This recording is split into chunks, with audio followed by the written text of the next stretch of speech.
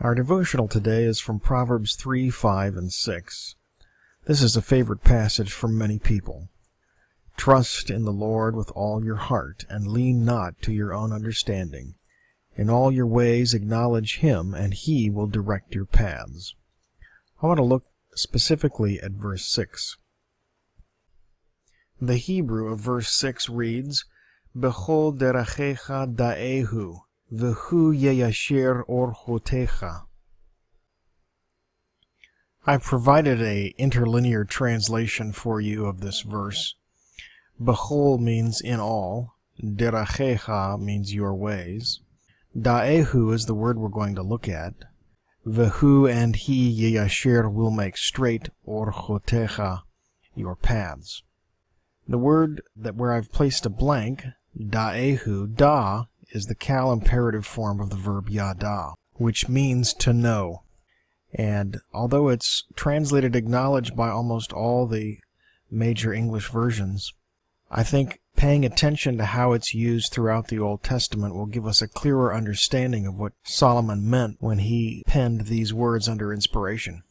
The cal imperative forms of yada occur 34 times in the Old Testament, but only 3 of those 34 have a person as the object of the verb. Proverbs 3:6 is one of those 3, and 1 Chronicles 28:9 is the second. This is David speaking to his son Solomon. As for you, my son Solomon, know the God of your father, and serve him with a whole heart and a willing mind. The third place where the cal imperative form of yada occurs in the Old Testament is Jeremiah 31:34. Jeremiah 31:31-34 is the classic passage in the Old Testament introducing the new covenant that God will make with His people.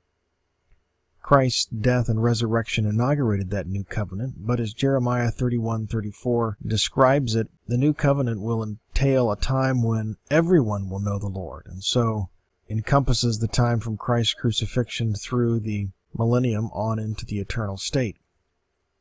Jeremiah describes that time as, They will not teach again each man his neighbor and each man his brother, saying, Know Yahweh, for they will all know me, from the least of them to the greatest of them, declares Yahweh. For I will forgive their iniquity, and their sin I will remember no more. Notice that Jeremiah expects people to be teaching his neighbor and his brother using the phrase, Know Yahweh. In other words, come into personal relationship with Yahweh. But at that time, it will not be necessary for men to exhort each other to know Yahweh, because they will all know Him, from the least to the greatest, and that knowing will involve the forgiveness of their sins. Not only does it involve the forgiveness of their sins, but it also involves God giving them a new heart. Jeremiah 24:7 describes the new covenant as, I will give them a heart to know me, for I am Yahweh, and they will be my people, and I will be their God. For they will return to me with their whole heart. Knowing Yahweh isn't simply knowing about Him, but it's having a heart for Him, and requires Yahweh to do a work so that we have a heart that can know Him. This is very much in line with the language of Jesus in John 17:3, where He says, And this is life eternal, that they might know Thee, the only true God, and Jesus Christ, whom Thou hast sent. Being in a right relationship with God is eternal life, and to know Yahweh requires a new heart. Perhaps the most helpful text to understand what it means to know Yahweh is Jeremiah 22:15-16, where Yahweh Himself defines it. Starting at the second half of verse 15, Did not your father eat and drink and do justice and righteousness? Then it was well with him. He pled the cause of the afflicted and needy. Then it was well. Is not that what it means to know me, declares Yahweh? This passage clearly indicates that knowing Yahweh is not simply knowing about Him, or even just being in a right relationship with Him, but that right relationship must flow out in justice, righteousness, pleading the cause of the afflicted and the needy. Those who do that know Yahweh. So coming back to our verse in Proverbs 3:6, in all your ways know him, and he will make straight your paths.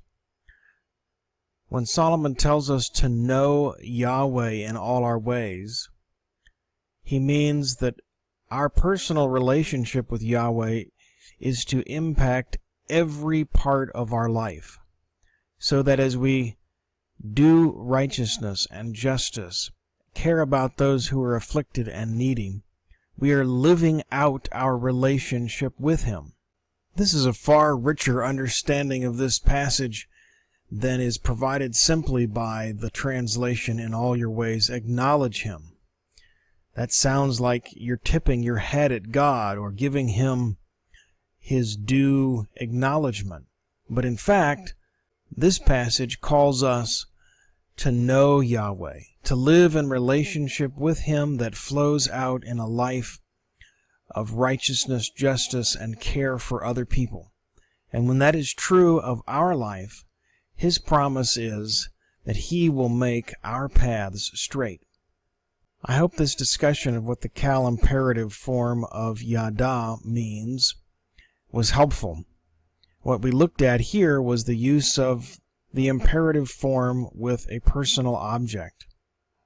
And just as an addendum, we might note that throughout the Old Testament, when someone knows someone else, that is an expression that indicates close, intimate relationship, and even becomes a euphemism for a husband's sexual relationship with his wife, as in Adam knew Eve and she conceived and bare a son. To know Yahweh in all your ways is to allow our close, intimate relationship with him to impact every aspect of our life.